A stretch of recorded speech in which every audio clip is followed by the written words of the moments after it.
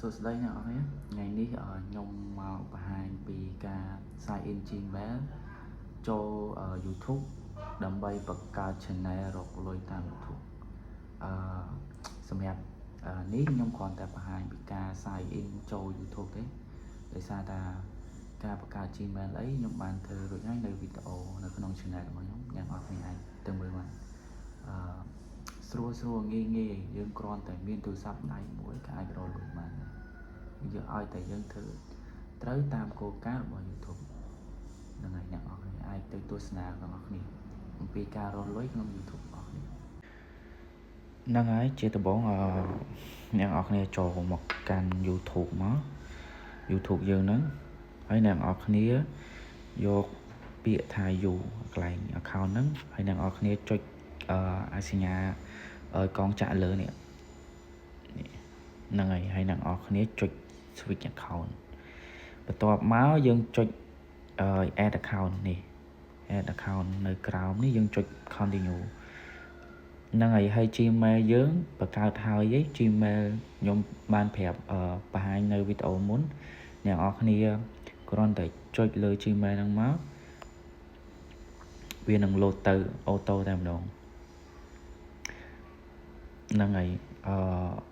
ហើយយើងនឹងបាន account YouTube channel មួយយ៉ាងថ្មីអ្នកនរគ្នាគ្រាន់តែធ្វើតាមគោលការណ៍របស់ YouTube មកអ្នកនរគ្នាដាក់ profile មកអ្នកនរគ្នាចង់ដាក់អីក៏បានដែរ profile ហើយសម្រាប់ឈ្មោះ channel អ្នកនរគ្នាចង់ដាក់ឈ្មោះអីក៏បានដែរតាមស្រេចចិត្តអ្នកនរគ្នាដែលគិតថាមើលទៅមាន menu ច្រើនមើលទៅអីច្រើនណាហើយកន្លែង handle នេះអ្នកនរគ្នាចង់ដាក់អីក៏បានដែរនិយាយទៅឲ្យតែយើងគិតថាវាមិនសំខាន់នៅលើនឹងអីពេកទេវាសំខាន់នៅលើការផលិត content របស់យើងមាន menu មើលអត់អាចរួញទៅបរទេសឬដល់ក្នុងស្រុកយើងមើលបានច្រើនអត់បន្ទាប់ពីអ្នកនរគ្នាដាក់